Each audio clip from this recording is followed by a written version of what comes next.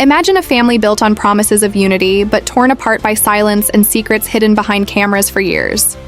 This is not just another story of reality television. This is the unraveling of everything that once looked perfect from the outside. What really happened between McKelty, her parents, and the woman once called the heart of the family.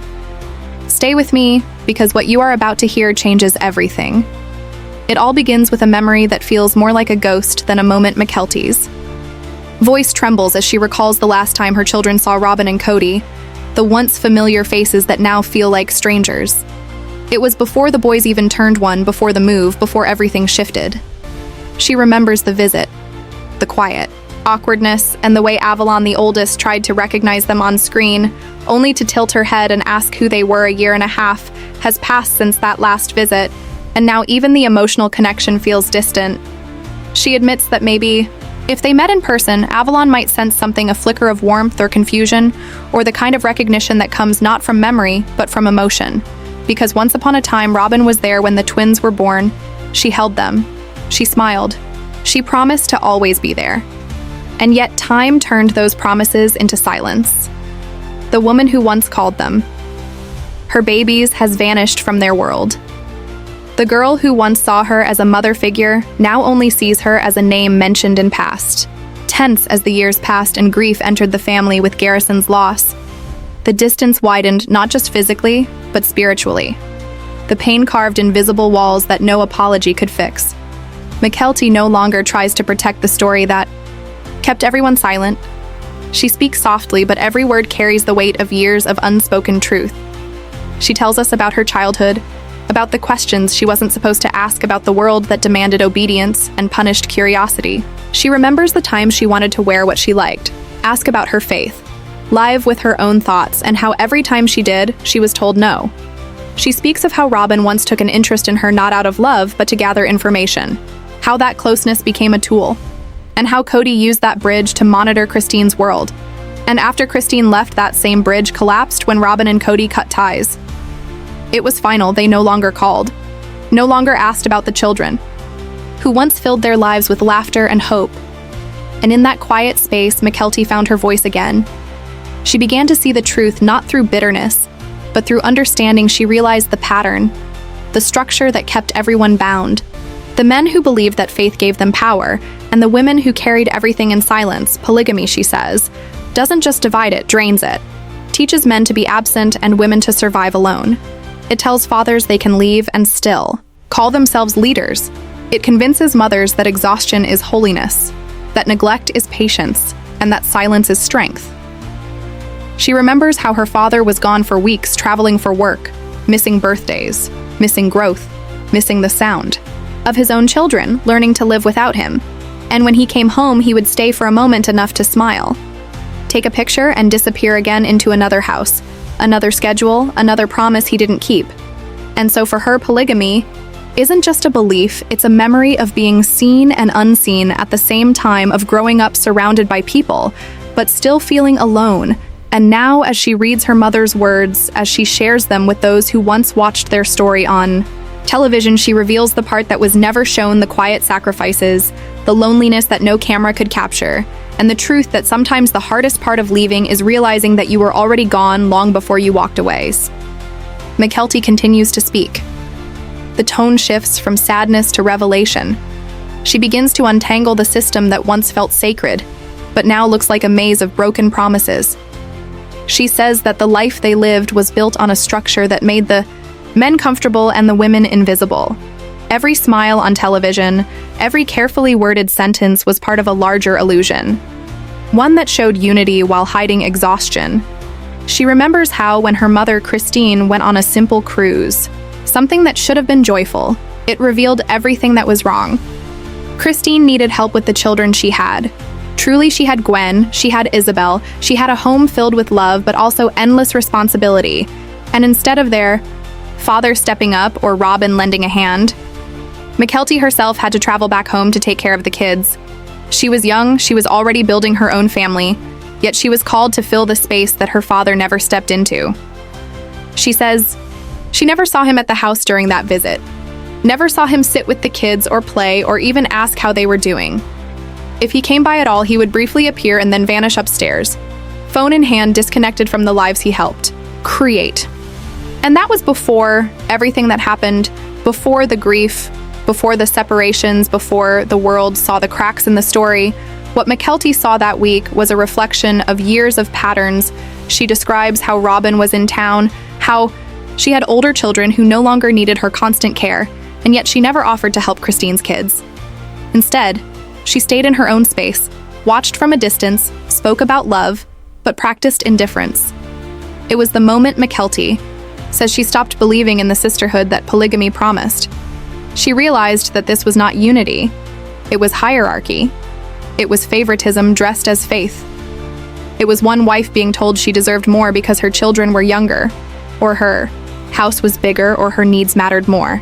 She recalls the homes in Las Vegas, how each was built side by side, almost identical, but not quite merry.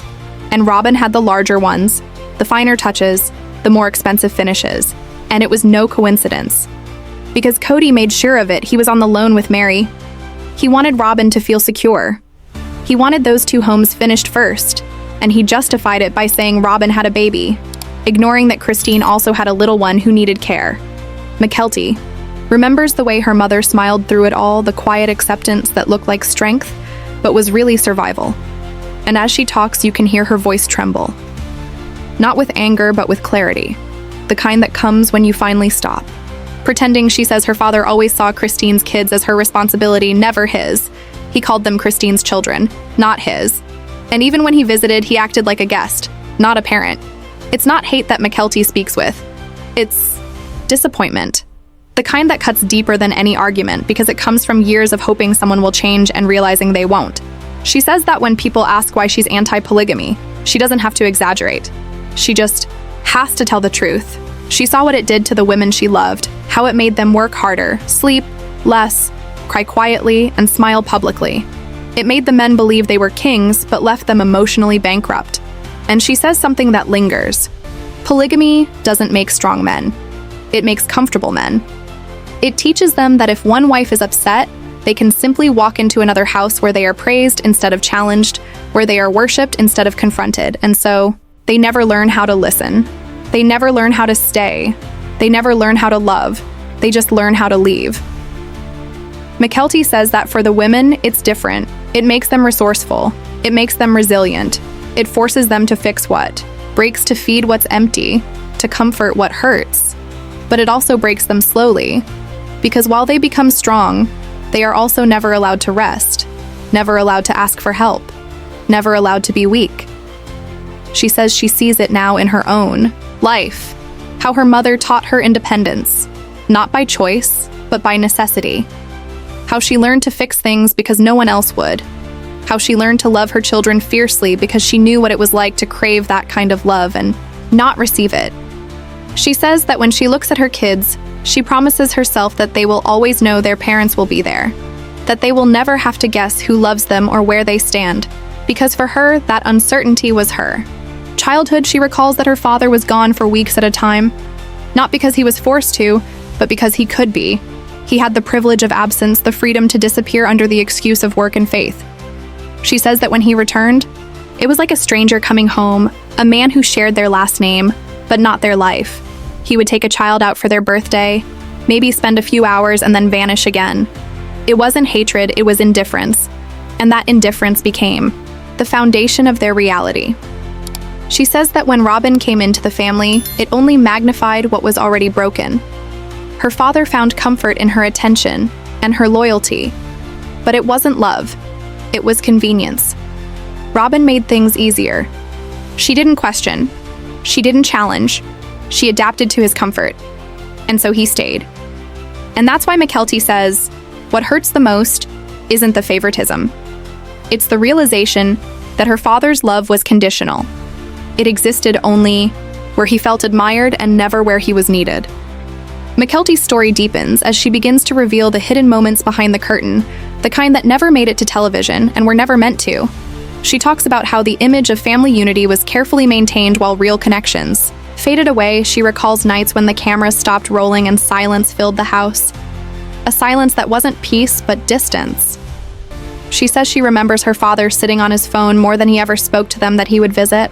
Christine's house, And instead of laughter, there would be an awkward stillness, as if everyone was waiting for something that never came. She says it's strange how someone can be physically present and yet emotionally gone. She learned that lesson. Young, she talks about how her mother, Christine, became both mother and father, how she carried the emotional and physical weight of raising so many children alone, while being told that she wasn't supposed to complain, because in that world, complaining meant you were ungrateful. It meant you lacked faith. So Christine smiled through exhaustion while her husband justified absence with the idea of spiritual duty, and McKelty saw it all. She saw her mother's quiet tears the way she would still cook dinner and laugh with the kids as if nothing hurt. She saw the way her mother became a safe space for everyone, even when she had none for herself. And that is what made Christine different. She was the soft place, the one who let the kids be kids. She didn't enforce endless rules. She didn't preach. She listened, and because of that, the children gravitated toward her. She became the heart of the family, even when she was treated like the outsider.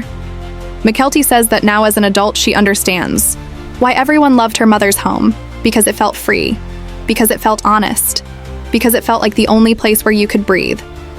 She describes how every plural family has that one woman, the one who carries everyone's pain, and still smiles, and she says, that woman always breaks quietly without anyone noticing. She says Robin was never that kind of woman. Robin didn't share the burden. She didn't show up when things were hard. She didn't call when grief hit. She didn't comfort. When the world fell apart, she stayed in her own world, one that was carefully protected by her husband's attention and favoritism. McKelty says it wasn't just about who got the bigger house or more visits. It was about who got seen and who didn't. And for years, Robin was the one who got seen. She says her father's devotion to Robin was the final line that divided the family. He built walls between homes, walls that couldn't be crossed even by love. She remembers the Las Vegas cul-de-sac, how close the houses were, but how far everyone felt from one another. She remembers how he would say things like, "We are one big family, but live," like they were all strangers under one belief. And she says that when she looks back now, she doesn't feel anger, she feels confusion. How can someone build a family on the idea of love and yet choose absence over connection? She talks about how the system itself breeds this pattern. Men become comfortable in their authority, and women become exhausted from their endurance, and somewhere in between, the children grow up learning that love is conditional, that attention must be earned, that silence is survival. She says it took years to unlearn that. She had to teach herself that it's okay to speak, that it's okay to question, that love should not require obedience. She says Tony, her husband, never understood how a man could have children and not know them, and for her that realization was painful because she couldn't defend it anymore. She couldn't pretend that faith justified neglect. She says she sees now how easy it was for her father to disappear because the structure allowed it. Every wife became a shield. Every home became an excuse. Every new relationship became a distraction from accountability. She says Robin played her part perfectly, not because she was evil, but because she needed to survive too. Robin found comfort in being chosen, in being favored, in being the one who didn't have to fight for love. And maybe that's why she never helped Christine. Maybe that's why she stayed silent when others struggled, because as long as she remained the favorite, she remained safe. McKelty says that when she talks about these things, it's not revenge, it's truth. It's breaking a cycle of pretending, it's letting the world know that behind every smiling family photo, there are stories that were too painful to tell. And she says what hurts the most now is that the grandchildren will grow up not knowing the people who once promised to love them. Robin once said she wanted to grow old, surrounded by her grandchildren, that they were her joy, her purpose. But now, she doesn't even know their names. The babies she once called her. Own are strangers to her and Kody too. And McKelty says that when Avalon watches old episodes and sees Robin on screen, she doesn't recognize her. She doesn't say grandma. She just asks who that lady is. And that moment, she says, broke her heart, because it showed how completely the bond had disappeared. Not through anger, but through neglect and distance and silence. She says that's what this story is really about.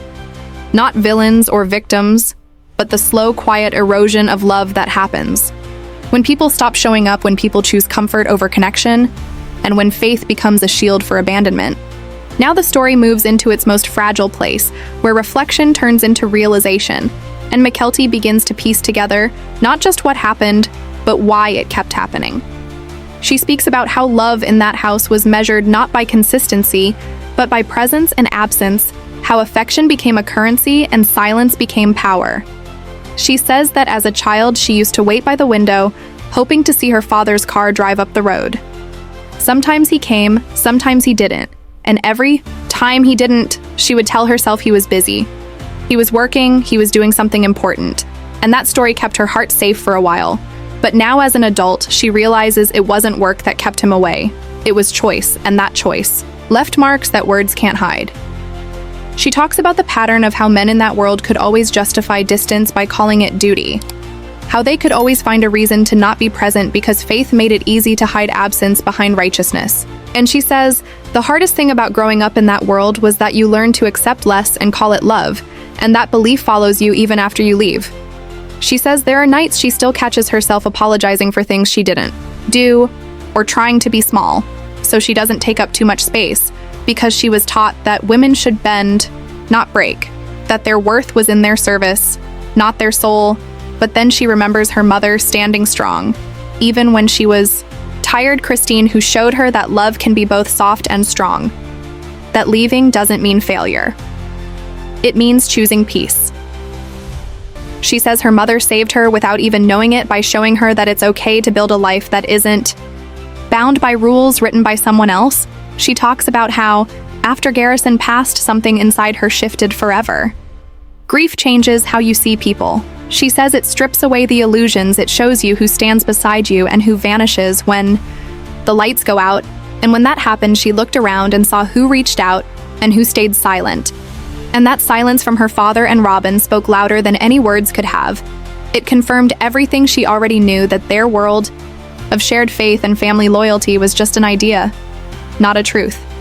She says that after that, she couldn't protect their image anymore. She couldn't keep pretending for the sake of peace because silence had already taken enough from her. She decided that her story would no longer serve someone else's comfort. She would speak even if her voice trembled. And that's what she's doing now. Sharing pieces of truth that were buried under years of obedience. She says she doesn't speak to shame anyone, but to understand herself, to heal the part that still wonders why love had to be earned, and why being born into a family didn't mean belonging to it. She talks about her mother's book, how reading those words felt like opening an old wound and realizing it never really healed, how every chapter reminded her of what they endured and survived, and how it gave her courage to keep telling the truth. She says the truth is that polygamy doesn't just divide wives, it divides children. It makes them compete for love that should have been theirs by birthright.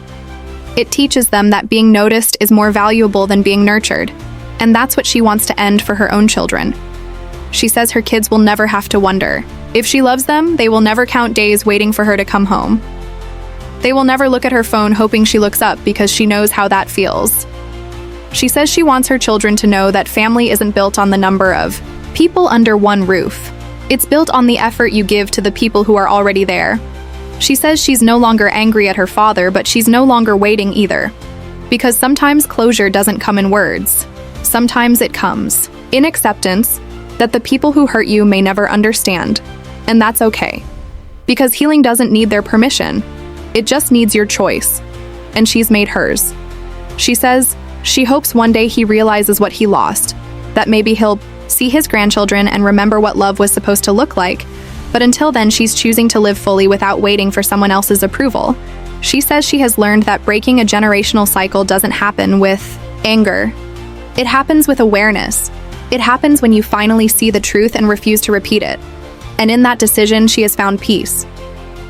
Even if it came with heartbreak, she says the silence that once haunted her now feels like space for something. New space to grow, space to love, space to finally breathe without fear. And as her voice softens, she says something that feels like the ending of one story and the beginning of another. She says maybe this is what freedom really is. Not the absence of pain, but the ability to live beyond it. And in the end, what remains is not the sound of the broken promises, but the quiet understanding that healing is not linear, that it doesn't come from confrontation, but from release. McKelty stands as proof that you can outgrow the story that tried to define you, that you can still hold compassion for the people who could not love you, in the way you needed without losing yourself in their absence. She says that forgiveness doesn't mean reunions, though. Means freedom. It means no longer carrying their choices as your burden. She reflects that love after pain feels different, softer, slower, but more real. Because now it isn't about earning, it's about choosing. She says she still feels the ache, sometimes, but she also feels gratitude because the pain taught her how to protect peace, how to recognize sincerity, and how to stand tall, even when misunderstood. She believes that every ending is also a quiet beginning, that maybe her family's unraveling was the only way for her to truly see what love is supposed to be. She says she hopes one day when people hear her story, they don't just see loss, they see courage. The courage to walk away from patterns, the courage to speak even when the world calls you disloyal, the courage to rebuild without bitterness. She says, healing doesn't erase the past, it honors it by refusing to let it repeat. She smiles and says that for the first time in years, she doesn't feel like a daughter. Reaching for something she can't touch, she feels like a woman standing in her own truth. And that is enough, she says. Maybe this was the purpose all along, to break what was never whole, so something real could finally grow in its place. And as the room grows quiet, her voice lingers like a soft echo, a reminder that sometimes freedom sounds like forgiveness whispered in your own heart.